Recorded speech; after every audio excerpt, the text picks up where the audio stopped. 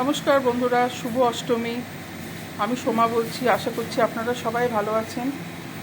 শুভ অষ্টমীতে বেশিরভাগ সবাই দুপুরবেলাতে খিচুড়ি না তো লুচি খাবেন।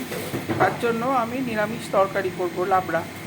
তার জন্য কড়াতে তেল দিয়ে আলুগুলো আমি ভেজে নেব। আলুটা ভাজা হয়ে গেছে, এবার তুলে নেব। 5 ফোড়ন, শুকনো লঙ্কা ফোড়ন দিলাম,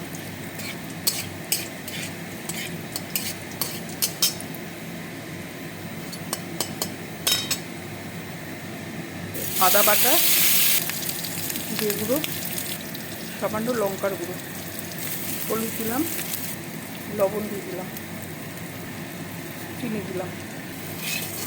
মশলাটা কষানো হয়ে গেছে, এবার আমি সব সবজি কাটাগুলো দেবো। বিনস দিলাম, এখানে কুমড়ো, আলু, মূলো, লাল আলু, মূলো, গাজর সব দিলাম। দিয়ে এবার এটাকে আমি মশলাটার সঙ্গে আমি কষিয়ে নেব। কয়েকটা কাঁচা লঙ্কা দিয়ে দিলাম।